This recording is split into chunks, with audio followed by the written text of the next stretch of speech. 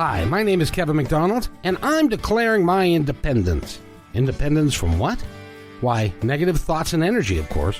Chief among them, hate, division, and fear.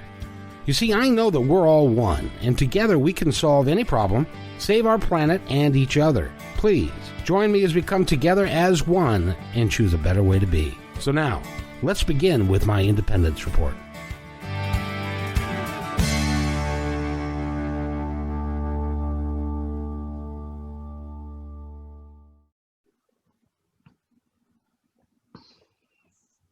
And welcome to the show, everybody. My name is Kevin McDonald, and this is Life Between Lives. This is a series that we are doing. Natasha's here, Regan's here, and I've got I have to start today. I've got a question for both of you guys that I don't understand, and I need your help from both of your perspectives. First of all, Regan is a hypnotherapist. He comes at this from a more documented scientific view. Natasha is a medium and comes at this from a more spiritual view. And I've got a question for both of you because I know that you guys have heard this and we've talked about it a little bit, but my brother has stage 4 cancer. And he is nearing the end of his time here on Earth. Oh, boy. And he called today to say that today was his last day, and which may or may not be true. We shall see. But I had a conversation with my sister and my mother over the weekend, and it became a bit of a falling out and so this is what I need to understand from both of your perspectives of why this is. Several months ago, well, back in the spring, John Edward, the famous psychic medium, came on my show, and he read for my sister. Now, I would like for you guys to understand, first of all, a couple things. I had never met John before. I had never had a conversation with him before. Had a conversation with this publicity guy, but never had a conversation with him. He had no idea who was coming on. He was in New Jersey. I am in Washington State. We've, like I said, never met. I've never said anything that I've ever put down anywhere about my family history or my sister or anything. So there's no way in the world that he had any of the information. And so my sister comes on, and John and I talk for a little bit. And my sister comes on, and he starts to read her, and first of all he says there's a mother type figure coming through, and it was and my sister thought it was our mom who's still with us, but it wasn't. It was my grandmother who was there and was a real important part. Well, my grandmother brought forward my dad, who has also passed, and these are the things that John referenced as far as my sister. And because I was sitting there and was listening, and I know my sister's history, obviously, we were talking about the same thing. The first thing that he said was, who died of lung cancer? Well, my dad died of lung cancer. Who died of stomach cancer? Well, my grandfather died of stomach cancer. Whose name is William? William is my grandfather on the other side. Whose name is Roger, living or dead? Or her name starts with an R, living or dead. And she said, my brother Randy, and he's the one with stage 4 cancer. Her husband is also named R, Roger, but she didn't think about her husband anyway. So John proceeded to say, well, why is May so special for you? And she said it's because my grandchildren were born in May, my daughter was born in May, I was born in May. And he said, well, they're giving you a signal to signify, because this was in April that we did this interview, and it was coming up in May. So it was clear that John had a reference and an idea of who he was talking to, because he was getting information from somewhere. Now, with all of this information, and we hung up the phone, and I called my sister a week or so later, and I said, so do you, because she does not believe like I believe that what Natasha does is absolutely real, and that there is energy out there, and that there are people on the other side that are able to talk to us. And she refused to believe that, and to this day she doesn't know how he does it, doesn't know how he comes up with the information he does, but she discounted the fact. And so this was the conversation we had on Saturday night as we were preparing for my brother to cross over to the other side, which was she doesn't believe that she was actually talking to her father, who is the most important person in her life. And he knew all of these things John did coming from her father, and she discounted all of it. I would like somebody, anybody, to please explain to me how all of this could happen, and you discount it. Natasha, I'll start with you. Explain that rationale to me. Well, there's many people in this world that unless they see it, they won't believe it. I don't know why. It's their makeup, it's their chemistry of their brain, it's their whatevers, but they just cannot do it. And many of us have a belief system that just, it's so overriding in the labeling. It's been so imprinted. It's almost like trying to write with black ink on something that's black. You know, the black paper is going to override what you're trying to write. It doesn't work. And so when you get some of those two combinations together, it doesn't really work. And you know, I think there's a part of her, and this is what I'm getting intuitively, and it's kind of like, you know, like John, like I do, it's kind of like connecting our cell phones.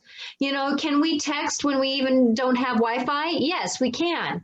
You know, can we, how do we call on our cell phone, you know, to someone else when there's no wires? It's called just putting it out in the ethers. You know, it's this one thing reaches another. Well, that's called spirit.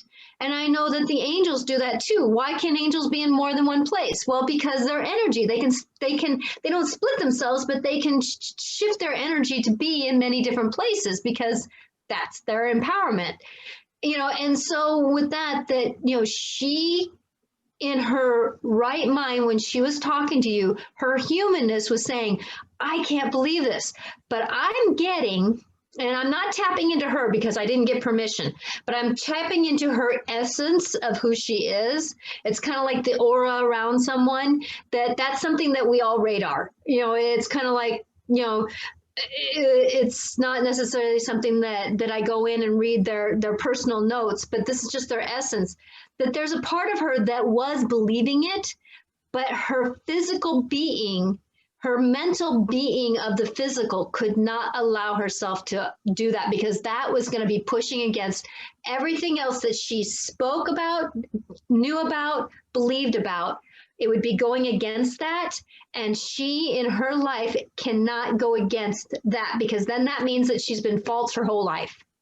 I know, but still, see, and Regan, you have a similar problem that you need to explain. And that is that in Journey of Souls and Destiny of Souls, Dr. Michael Newton, a major hypnotherapist, takes people into deep hypnosis, can take them into past lives, can also take them onto the other side, which is life between lives, which I tried to explain during the same conversation, that where my brother was going and the steps that he was going to follow and what was going to happen with him on the other side. And nobody was buying any of it. But there are 100,000 people that have gone through this, and to a large degree, their experience has been the same. How do you convince people that what you do and what you've been a part of is real? I can't convince them. Because if they've got their, well, like I had a past life regression this week, and I felt she, you know, I'm watching her body signs and her eyes are rimming. She's totally motionless on the couch, and she's she's seeing things, having all the answers to everything. And then just yesterday, she says, I don't really, maybe that wasn't real. I just think I just made it up. And she was seeing the things herself. You know, it wasn't somebody saying, oh, I see this and telling her. She was actually seeing there herself. But the vast majority of clients that come to me, they're kind of beyond that already. There's been enough things happen in their life that they were once maybe that way, but too many things started happening and it started adding up. Like to your sister, this is probably just one thing that happened that a few more things kind of happened, and like she almost needed to go through today to start her on the road, because she'll still be going, well, maybe that was, you know, maybe that was Dad that was actually talking through him, you know. I mean, what a shame, because we know that it really was. And if she's like saying, Dad, I don't believe you're there, even though you're right there talking to me, so I'm not going to pay attention to what you say. How awful is that when he's like right there, you know? How frustrating for him. Yeah.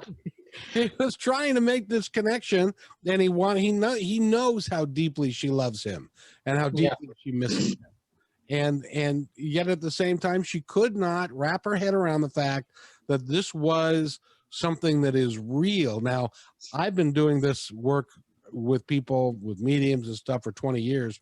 I've seen far, far too many instances of people crying, of people, you know, nobody else knew this. How could you know this or whatever this is, and to not believe it anymore? But in my family, they think I'm, excuse the expression, if you have children in the room, please leave, and we'll be back shortly. They think I'm fucking nuts. That's what it comes down to.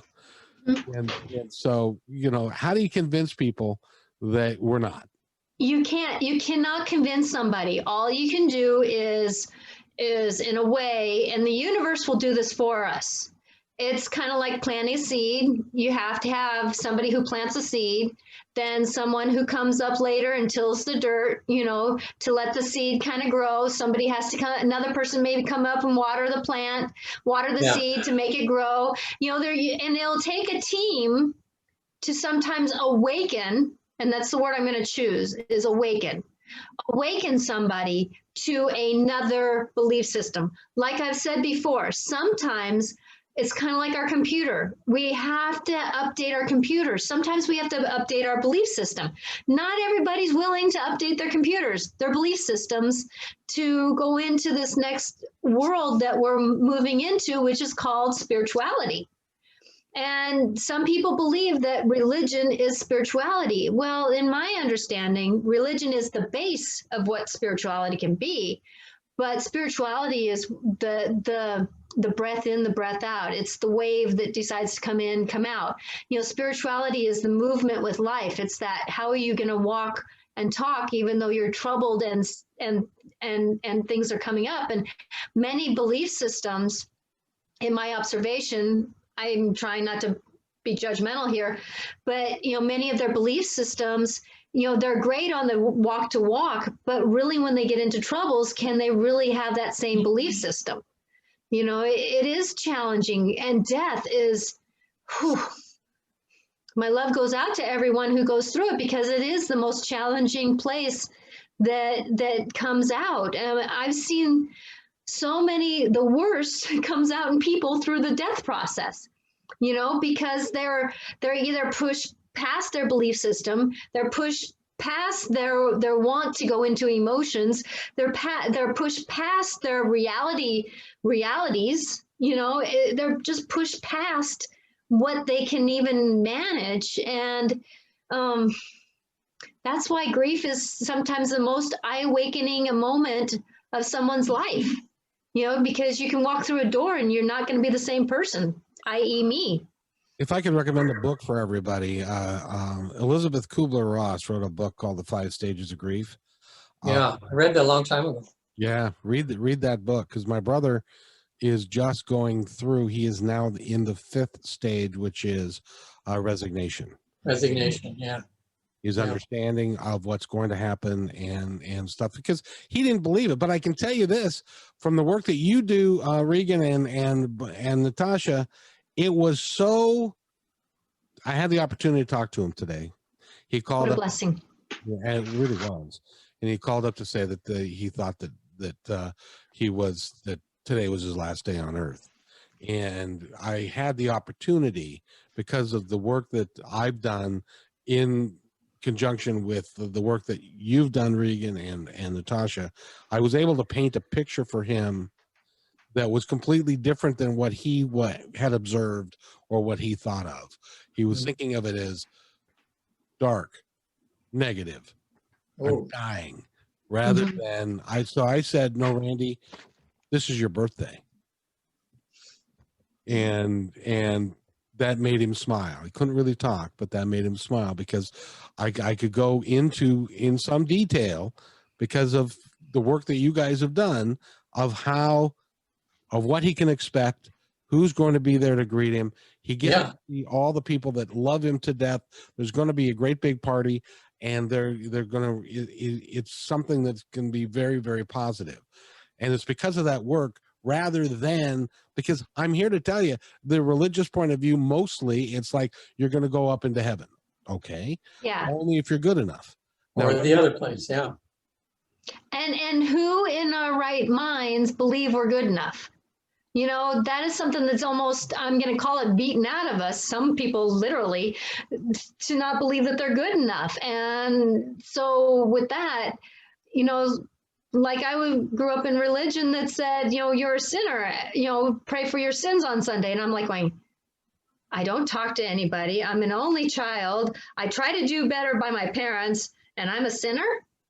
Of course. Well, you know, it's just as an aside, one time when I was a restaurant manager, where our restaurant got robbed, and the district manager said, well, let's do some lie detector tests.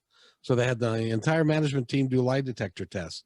And one of the first questions they asked was, have you ever stolen anything? And it's like, and at the end of this session, I said, well, you know, the first question you asked was, have we stolen anything? And he said, oh, don't worry about that. That's a control question. I said, what do you mean?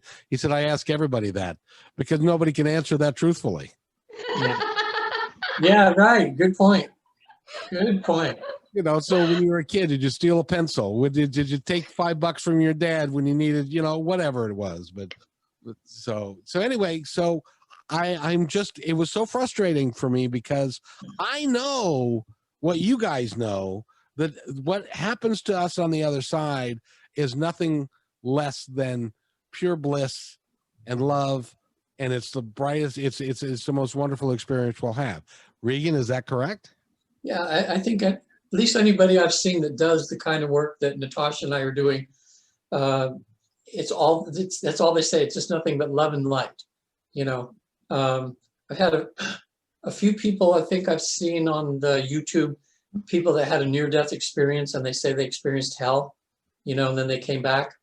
And, you know, all I can say is the people that we've had that begin to think that when they're in a controlled environment, we don't have them panic and come back on their body after they think they saw the devil. We have them stay there and find out what's really going on. And it's never it's just ends up being what they've been programmed to think that they're going to see.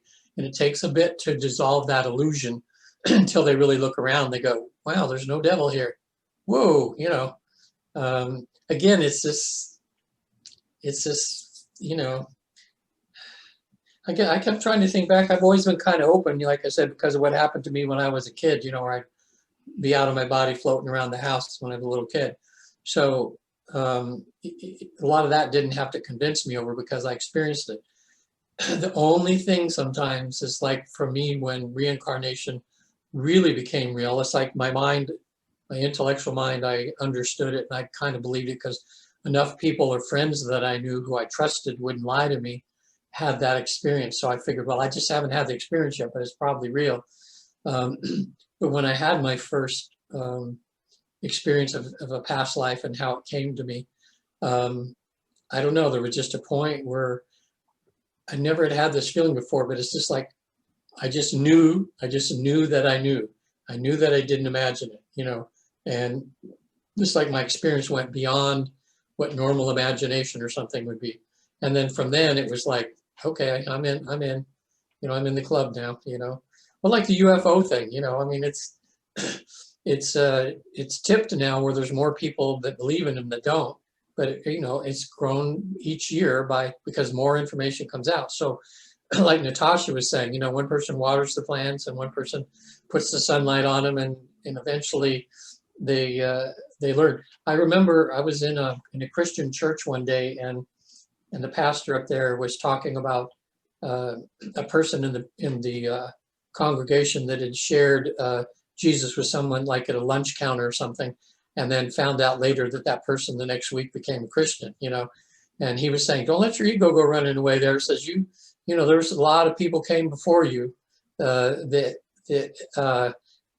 happened, and you just happened to be the last thing that happened before they became Christian, you know. He said, don't get all inflated like you're some, you know, and he put it in perspective, you know, that we all work. So, So go ahead. Go ahead. I'm just having to work at just having the people that don't want to believe it, just not letting it bother me, you know. I mean, people on both sides of the Trump Biden debate now, whatever side you're on, they don't understand why everybody's seeing their viewpoint. And, you know, whatever side you're on, you think you have all the information that makes you correct and the way you're thinking correct. So what do? You just have. I got all the information. I'm correct. Yeah. Yeah. Natasha, I wanted to ask you, Natasha. You're okay. I wanted to ask you, and you have my permission to talk to my father and to see if he was frustrated by my sister's response. What's your father's name? Jack. He's actually laughing. It took him a minute to, you know, to kind of come down, to come with me.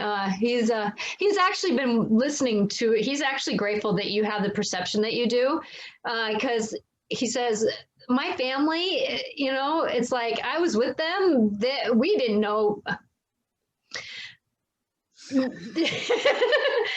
He's saying that,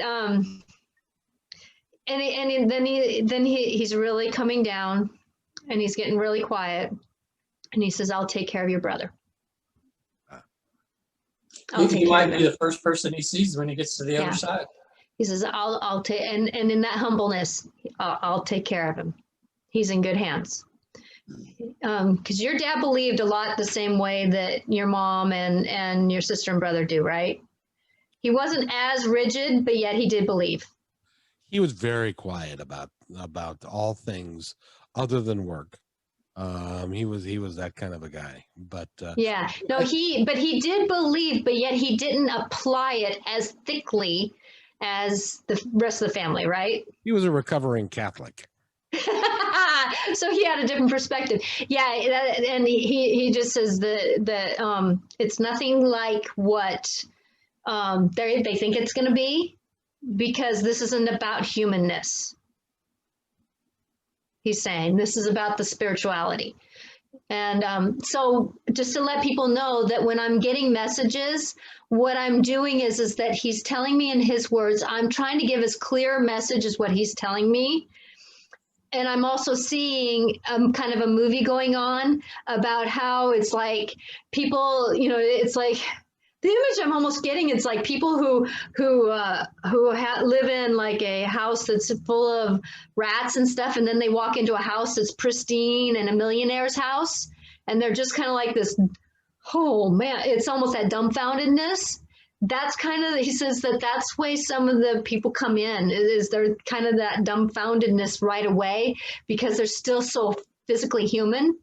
Your dad was one of the ones that he knew what he was going to do when he got crossed over. He was more spiritual than he let on to anybody. And so when I'm saying spiritual compared to religion is that, you know, like my dad was very spiritual. He walked in this world. He knew how to walk out of this world. He understood kind of what he was walking into. And your dad had that understanding. He didn't fit in a box. And so he knew how to fit into that non-box. Well, you know, it's interesting because as Michael Newton talked about a great deal, and Regan, chip in here whenever you want to, but Okay. it's like the spirit or the individual that is here in human form, the spirit is not necessary, or the experience of the soul can be much more in depth on the other side than what they displayed here, because it depends upon the amount of energy they brought with them, what their intent was. There's a whole series of things that make it different. So my dad may have not appeared to be spiritual here, but that has no basis. He was quiet about it.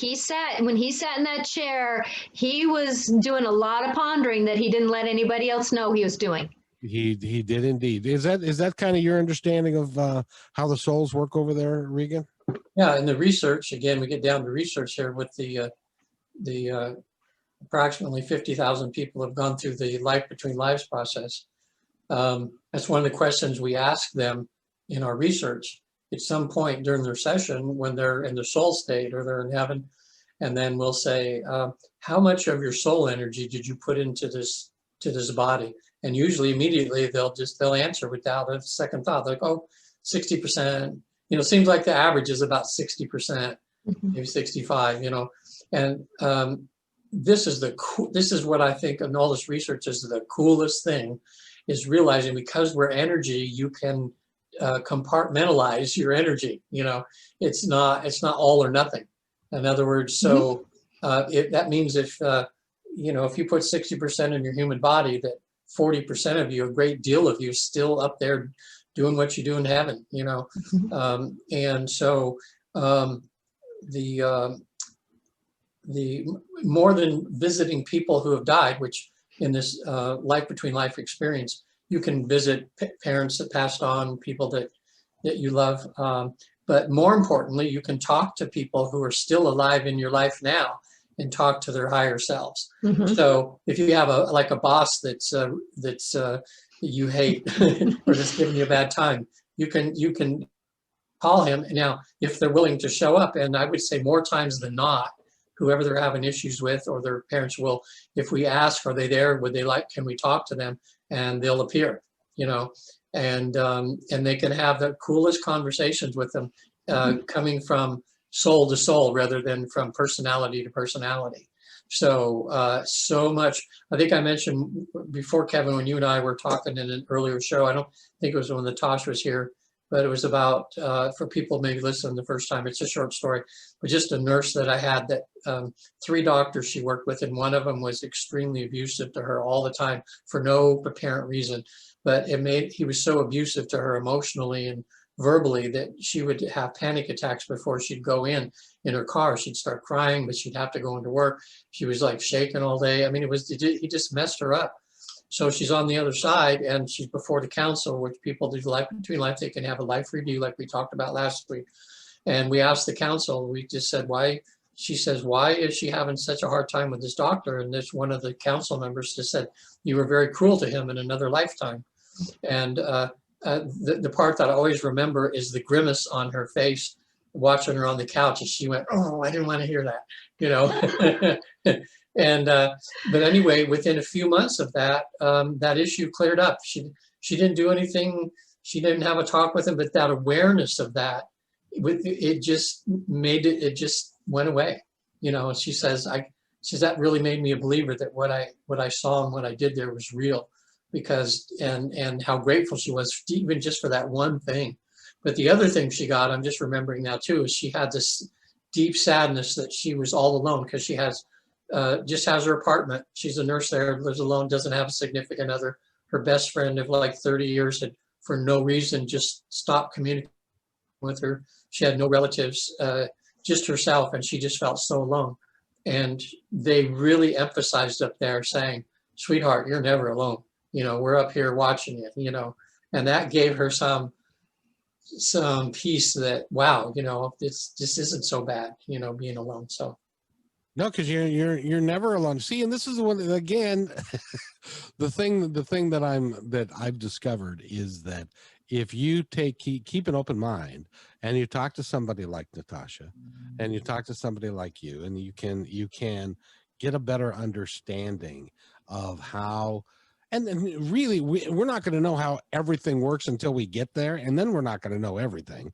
Right. But there is a difference between keeping an open mind and listening to someone like you guys that have done many sessions with people, have been through it, and have a much deeper understanding. Because it's like, how cold and how dark can it seem if you don't have a good understanding about how beautiful it is on the other side, and it's just love, and that everybody cares for you, and that there's a party over there, and that it's just remarkable over there. But Natasha, do you get a lot of folks that come to you that want a reading but that don't know and aren't sure about what's happening, and that they're scared about, because being scared of death is the scariest thing imaginable. I cannot imagine it.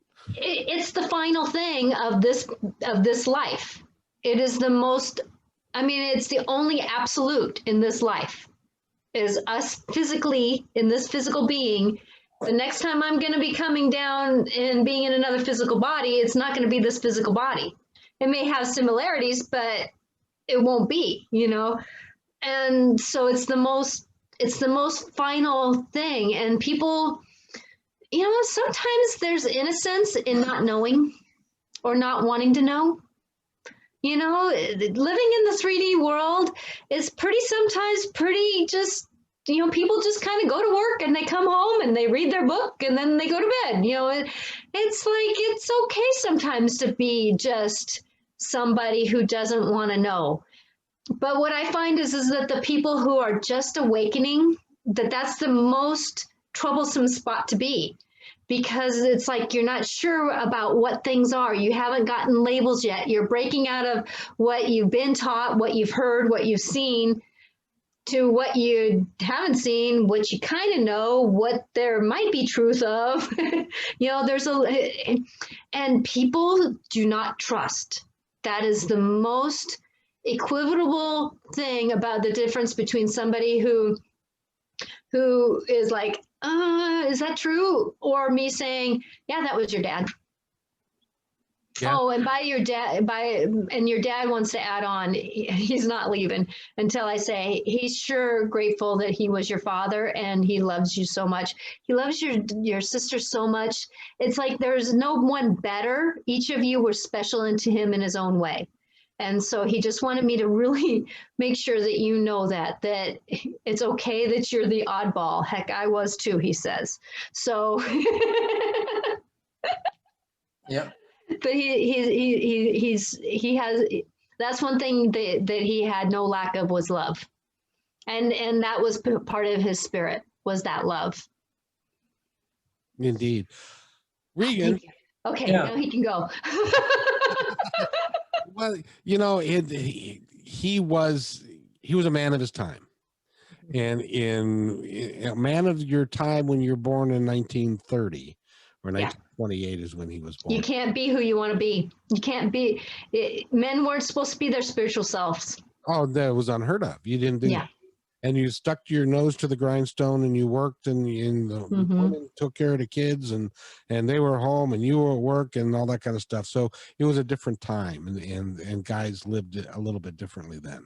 Yes. And because they had to be. Now, Regan, have you ever had a client come to you who cross-referenced the information that they got through hypnosis with you through a medium or somebody who could verify the information?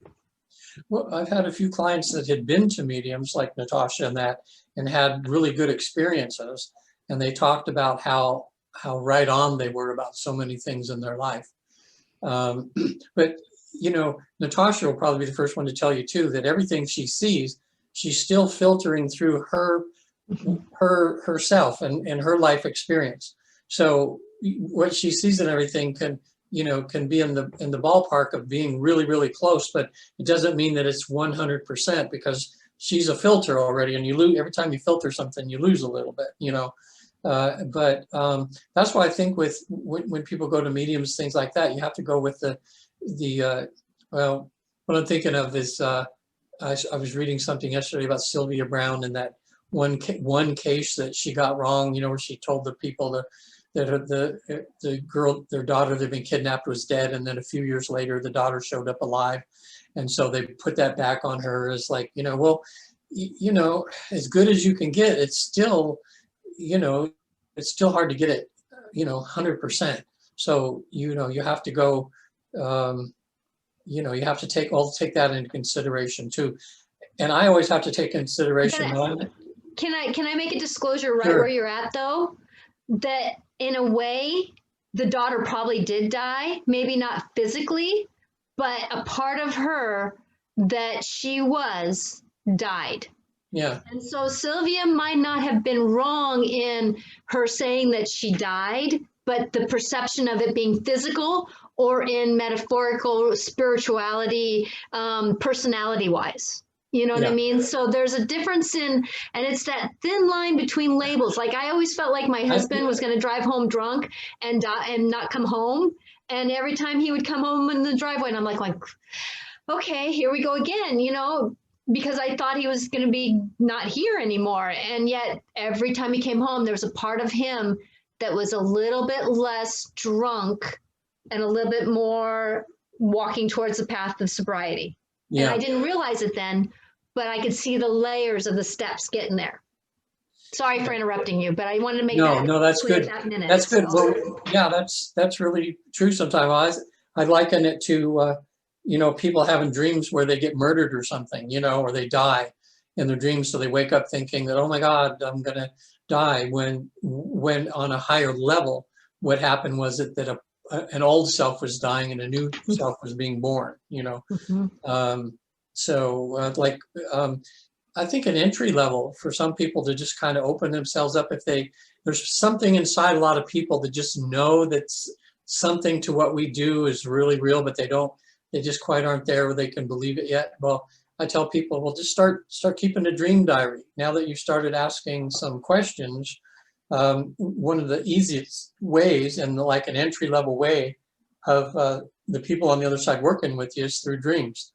And then of course you have the dreams, and you have the symbology, and you have a lot of things that you have to study to kind of, sometimes you can take your dream literally, and sometimes it's metaphors for things, that are showing you things. So in itself, that's a whole thing, but at least they can start seeing that something's happening, And dreams are very intriguing. Now, Natasha, I'm just out of curiosity, because I've had this more and more lately since I've been doing this podcast, and I've been working with people like you and Regan yourself and Michelle Blatt and Coriel and a bunch of other folks. One of the things that I've discovered, and Regan, you when you were little, you had outside the body experiences. Yeah. But lately I've been noticing that I will be like sleeping and I'll reach for something and it's not there. It looks like it's there, but it's not there. What the hell's going on? You forgot you had your glasses off or something. I don't know. You go to sleep. Well, yeah. So Natasha, you probably could answer that better than I. So with that, what I'm kind of getting metaphorically is what are you reaching for that that you can do, but there's a part of you that says you can't? So an example of like me mentioning something like doing the YouTube live and da da da da, and you're saying, yeah, it can't be done. And then reality says it can be done. So that dream is kind of working, the subconscious is working through some of that angst. And that like to prove me wrong. That's how that's going. No. That's the whole reason that's going on. No. I just have an image. I have a picture, and it's driving. It's like a ball rolling down a hill. Okay, so going back to you though, that's part of your subconscious is working through what am I asked to do and what can I feel like I can't do. It's that kind of that questioning and processing through that. Because you're doing a lot of things that you haven't never done before, and you're being successful, but there's a part of you that's not caught up with that yet. There's a whole bunch of you that's not got up to me yet. So now, Regan, before we go today, I wanted to talk to you and ask you about something that we haven't touched on yet in our life between lives, and that is, okay, we've gone up there, we've had our life review, we've gone in front of the council, we've gone to the library, and we've looked at what we did and what we have wanted to do, and then we sit down and we decide on a list of things that we would like to continue to work on, whether it be love or anger or fear or whatever it is. And so then we start developing a plan that we're going to come back to and execute that plan. Can you kind of take us through a little bit of that, of how we kind of put that together as far as the planning stages go for us to come back and do it again? Sure. This is what we call a station, and we have like a number of different stations that we've discovered in our research, with having people in this hypnotic state where they go to heaven. And of course they get the life review, they get to see at their soul group, the people that are their players in their life, their group. And a lot of them go to the library, as you mentioned, and they can, if they want, they can get more history on their past lives and things. But after, it's different with everybody. Everybody has different plans. Like everybody here, not everybody decided to go to college. Some went to college, some went to grad school, and some people didn't even go to school. So on the other side, they have a lot of every soul's different depending on what their plan is. So the ones that decide that they want to work on things and that they want to come to Earth or to, another place where they can learn, when there's many of those different dimensions, different planets and things, they decide where they want to go. This is kind of in a nutshell. Then they kind of decide, okay, the things I want to learn now, I've got to get some players here. So they'll decide with other souls who can help, come down and play the roles, the antagonists, that they can come down to help them learn what they need to learn. And then there's an actual place that they've described, and many people describe it. It's very, very similar. For a lot of people, the picture and the way I've read and the way it's been described to me and my clients is it's like I think like a screening room, like you're in a rich person's home where they have an indoor theater, And a lot of times there's different teachers around, especially your own guide or your own, the person that's assigned to you, just trying to help you around. And then the beings at this place that you go to realize that what your goals and everything are. So now they say, okay, we're going to show you some different scenarios. So people describe it sometimes as like sitting in a theater, and there'll be like a scene of something coming up of a particular person in a particular place, and they can kind of go with their intuition and thinking, yeah, that looks good, and they can actually even try it out, where because there's no time and space and everything there, and everything's already happened. This is the thing that's hard to get your mind about. But I say we're just doing research, and person after person describes it this way. And the one I'm thinking of is the case where a guy thought, oh, New York City, that's the place. That'd be great because I want to be a writer, and I'm just going to be right in the action, right in the middle of things.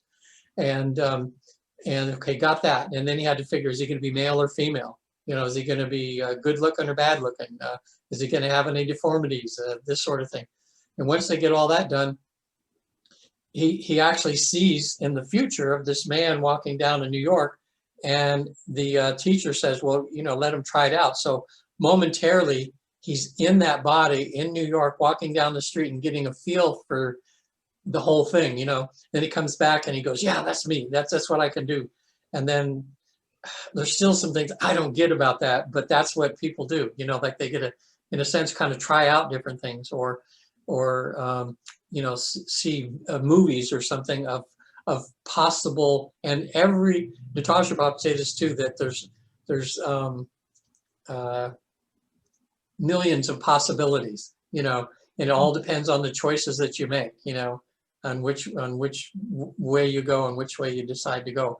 So then from there, when they pick, especially for the important people in their life, a lot of them go to like a class. They talk about it in like a temple or something, and they work with their different actors that are going to be in their life, and they say, okay, now because the wall is going to go up once you're born, and you're going to forget all this stuff, we're going to put in this deep in the subconscious, or deep in your soul here, of how we're going to meet.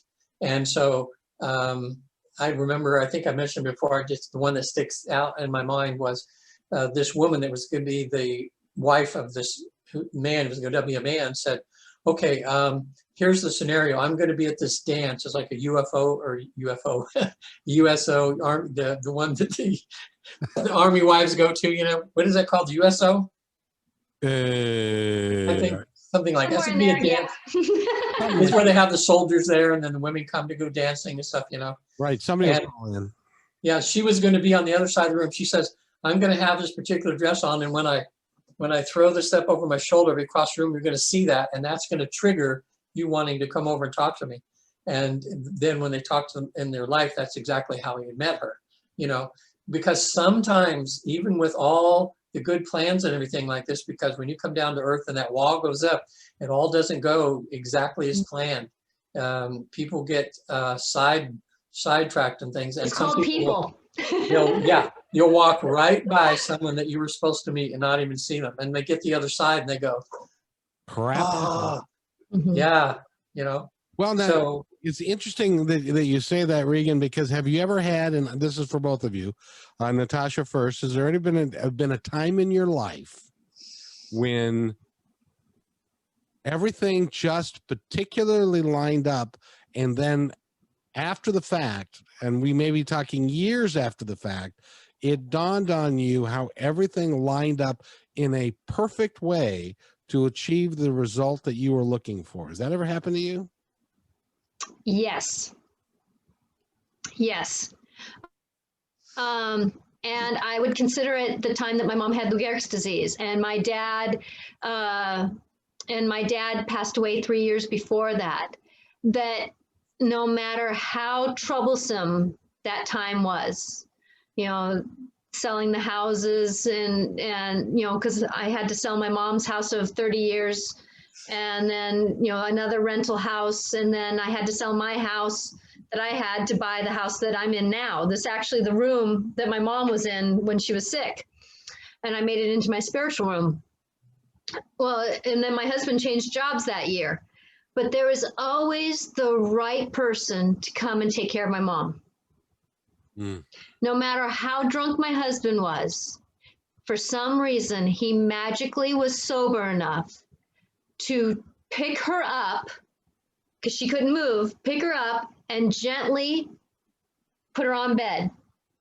I couldn't take her to the bathroom. My husband wonderfully was able to do that gracefully. I mean, there was just things that just lined up.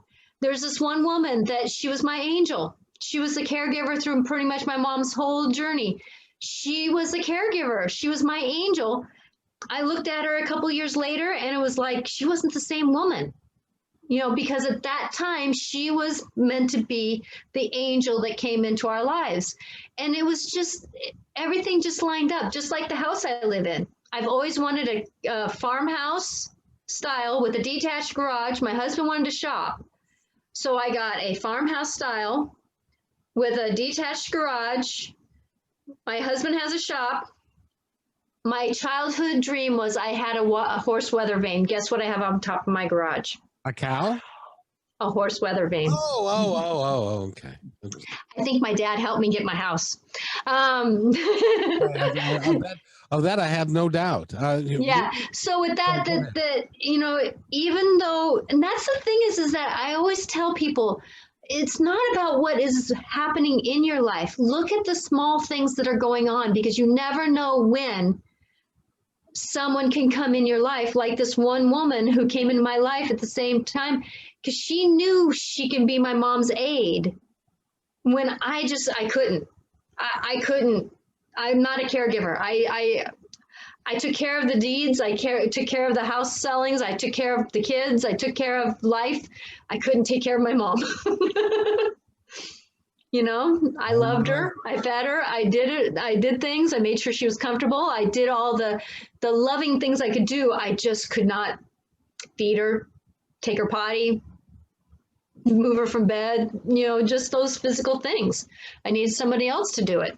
Well, I'm glad she was there for you. Regan, how about you? Yeah, I've had, well, it's funny, this too, it's kind of cool in our conversations here, how we can just, we'll talk about things and we'll branch off to things we didn't even know we're going to talk about, but we'll bring up things. A story of my life. Last year, I had a woman come to me because she was caretaking for her mother, and it was just overwhelming.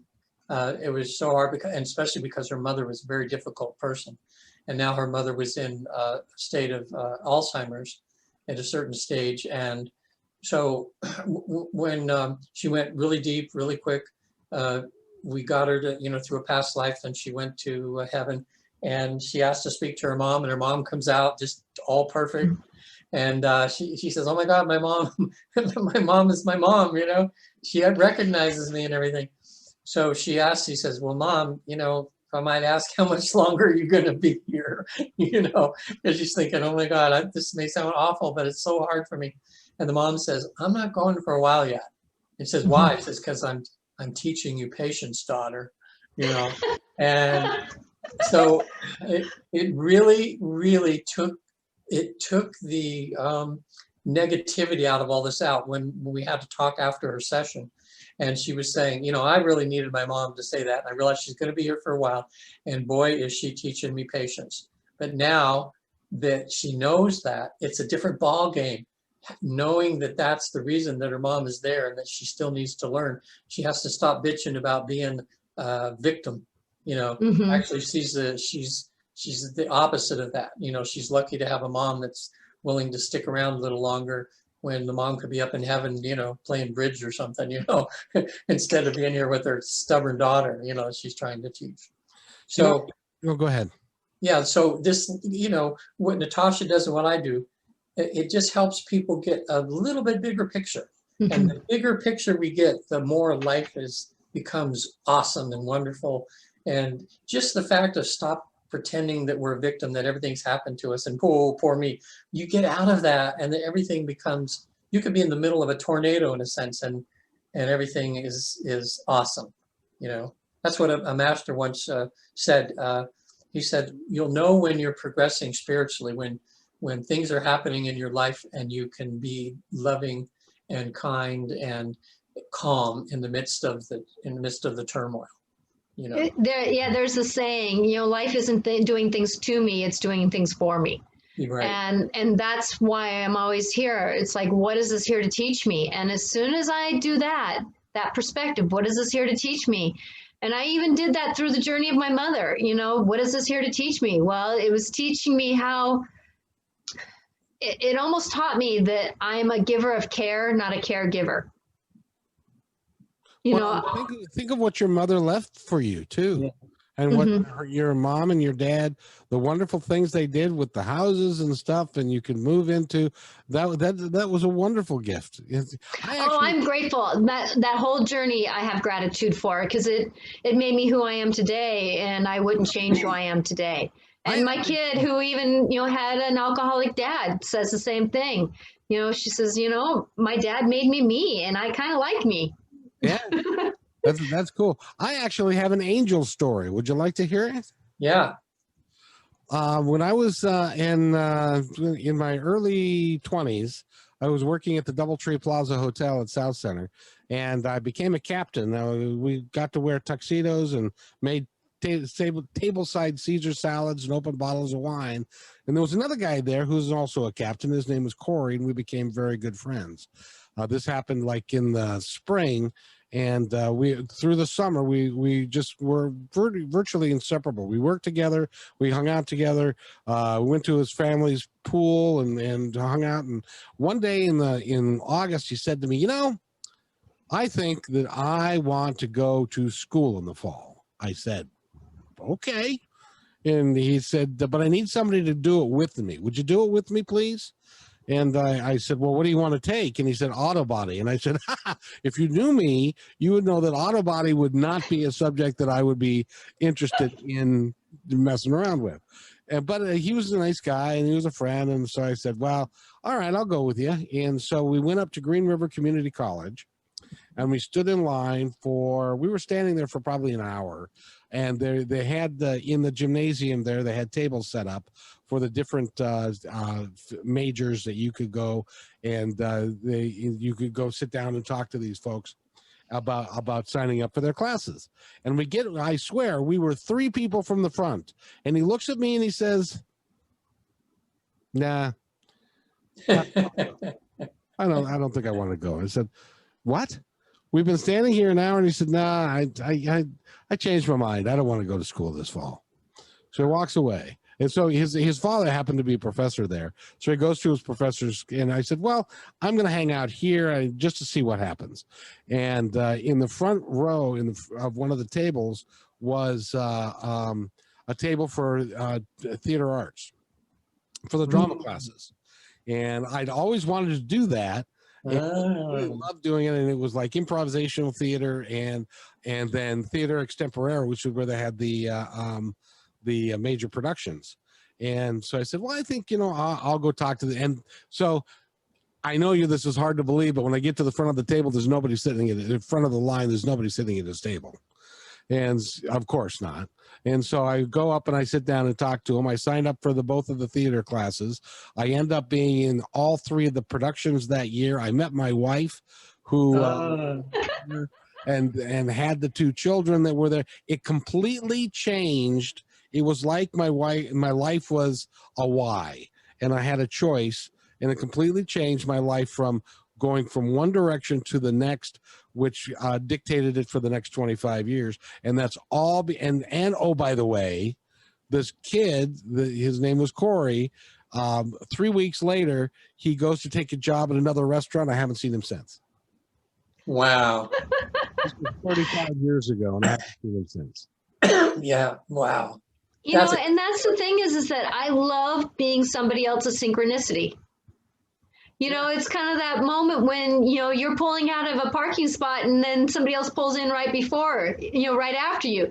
It's that somebody else's synchronicity. And you know that you're in the timing of life when you just move with life. And we get to the greater places that we're going, because of that. I've had the same scenario of, like, even the secretaries at school saying, "Would you get paid for what you do?" Because I was volunteering almost the whole day of school. And now I'm working at school. And today I had, somebody in tears because I actually heard her care about her daughter, who was thinking a lot like I did. She thinks her daughter has dyslexia.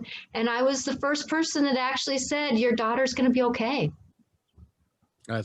That's awesome. And you just never know when you can be somebody else's synchronicity. And that's where, when we walk with care, we walk with the intention of just being, the better we can be. Like, I was kind of grumpy this weekend. So I just didn't talk. I didn't take it out on anybody else. I sat there quietly. Kevin and I even talked a little bit, and I was pretty good with you, wasn't I? Yeah, you were grumpier than hell.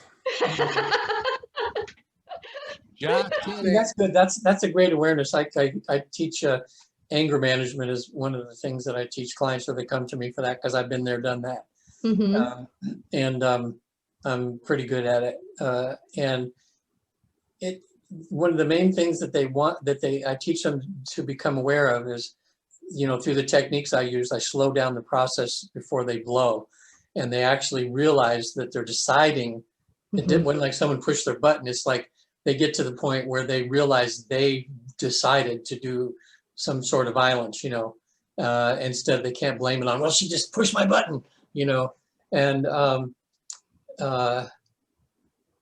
and when they slow that process down, they realize, wow, it gives them more responsibility. Yeah, I decided to do this awful thing or not, so I was trying to think what I started on another thing and I got off on that, and it had something to do with what Ashley was saying. And it's interesting when you think back and look back at the turns your life has taken that at the time seemed random and not any kind of a plan, but when you look back on it, how much your life is planned if you let it, and that's the key.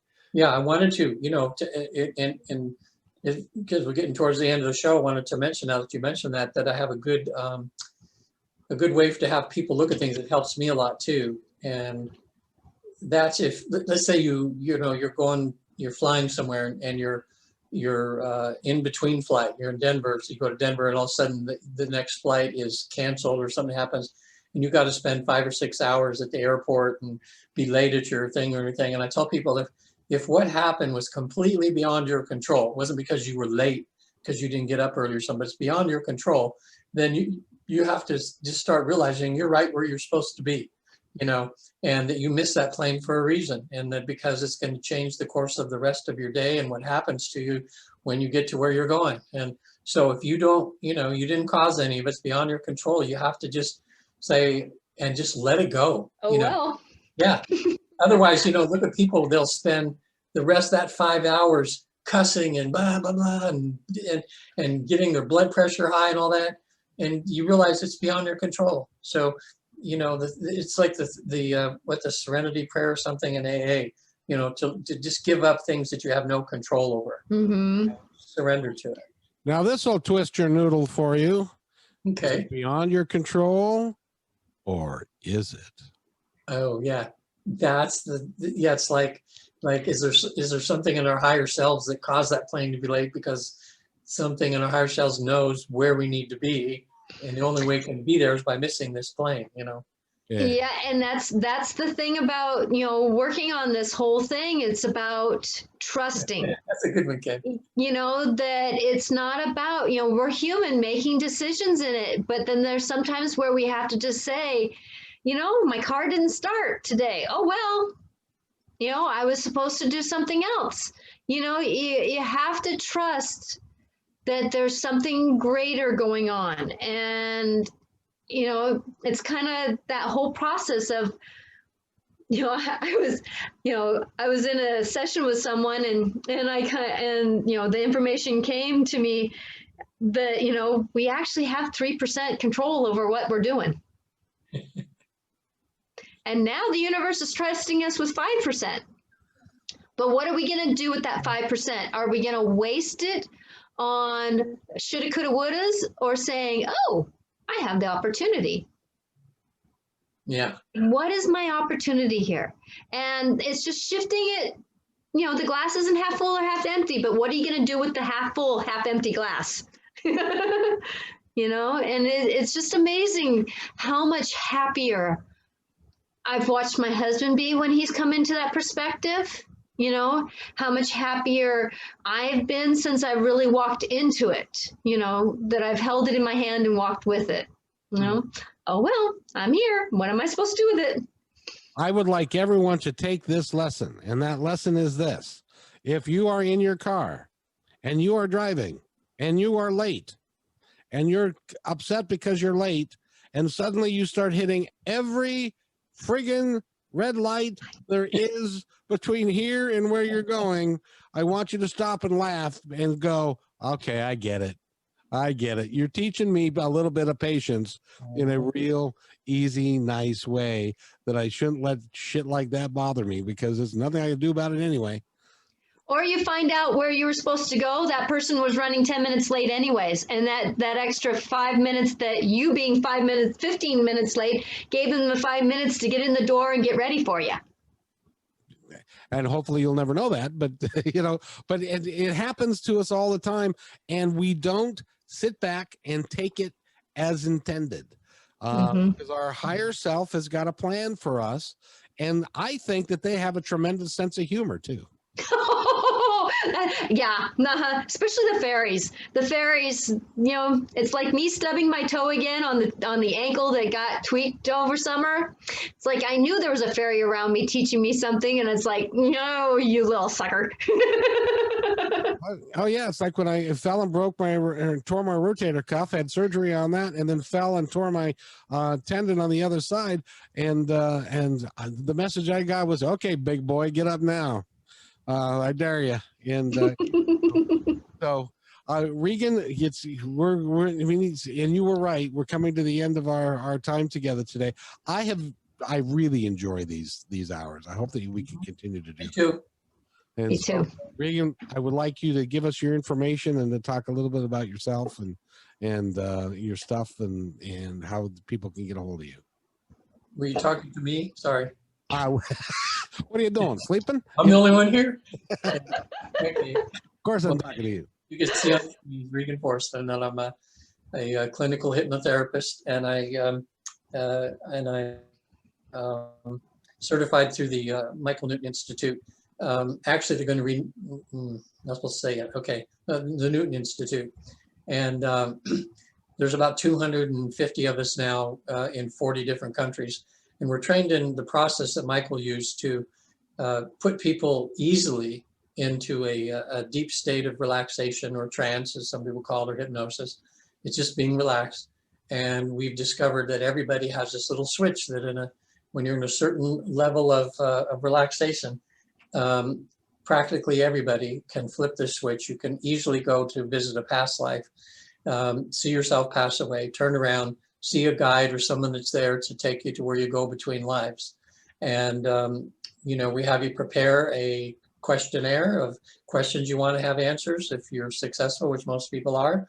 And where you can do like what we've been talking and have the full tour of heaven, where you can go before the council, get a life review, get some help on answers of any questions that you have, visit people that are in your life, and do a lot of other things.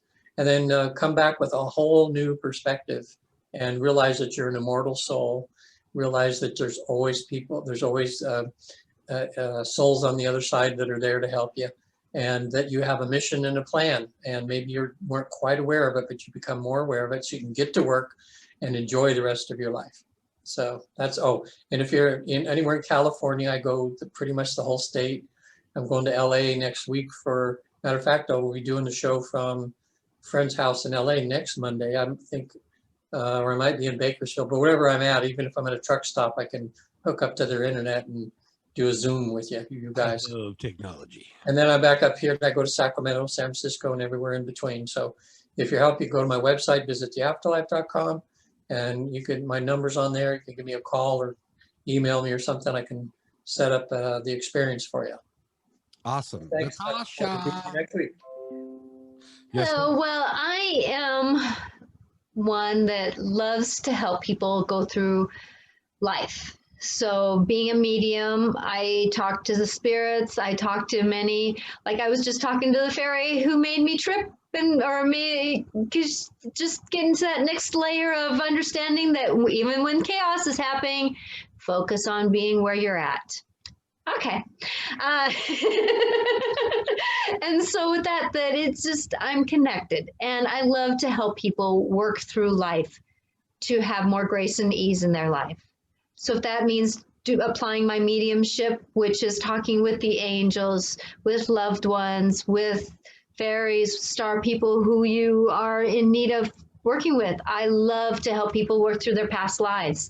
That, like there was a story once where a woman, she says, every time that I hear a certain bell, I go crazy, and I go, because you were on a ship that you passed away on, and that bell is that same sound that was the ringing of the attack coming onto your ship, and you just go into that fear of, I'm going to die. And she goes, oh, that makes more sense.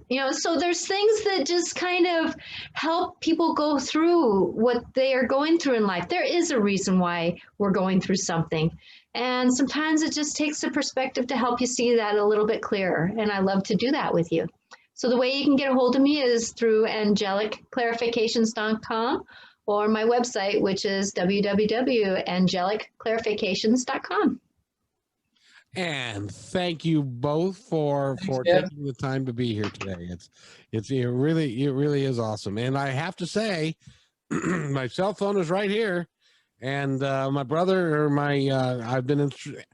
I've left instructions that if my brother were to pass away, to give me a call, and that has not happened. I sense that he's reached his like the 5 stages of grief. He's reached the final stage, which is acceptance, but that doesn't mean that is the end.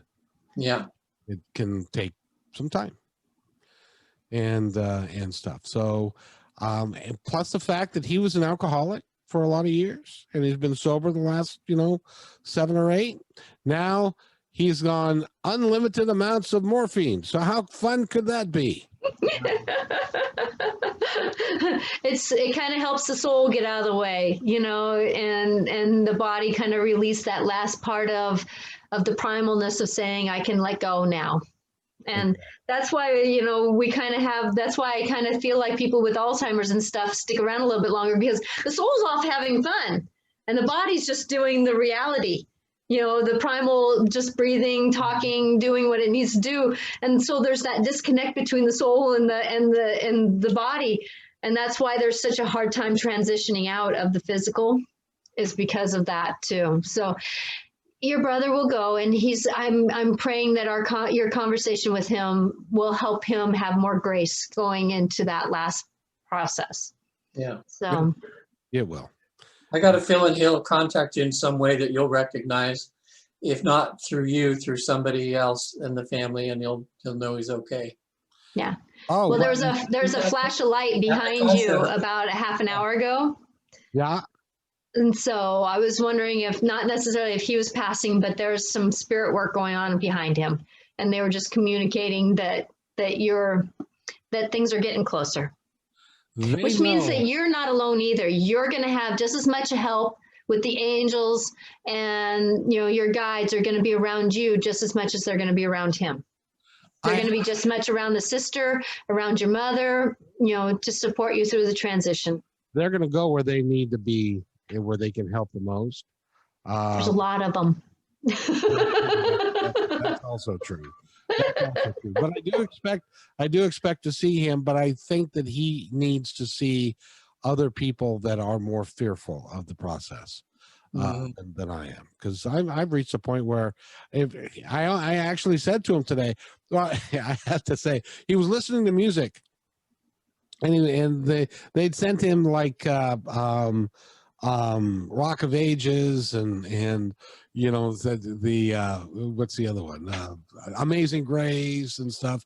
He wanted to listen to Joe Walsh and the Eagles, and hey, that's pretty spiritual stuff. I know. So at the end of it, just before I hung up, I said, and your bags are packed, you're ready to go. And he thought that was pretty funny, that John Denver would come to him on his deathbed and his day. Oh, I love it. So anyway. So blessings on everybody's journey, because life is going to be life, and we're going to just have to sometimes pull up our bootstraps and just say, oh, well. And I hope everybody stays tuned for next Monday, because this is starting to be really a lot of fun. I hope you guys are having as much fun as I am. Yeah, me too. I am. Thank you for having this opportunity for us. As our synchronicity happened one day too. Exactly. That's how it works with all of us. So thank you guys, everybody. You have a wonderful day, and take care of yourselves. Be kind to one another. Be kind to each other, because each other's all we got, kids. Hey, and thanks for listening to this episode all the way to the end. Hey, pretty cool. Hey, don't forget to follow us so you can receive regular updates and new posts. And remember, take care of each other, because each other's all we got. See you next time on My Independence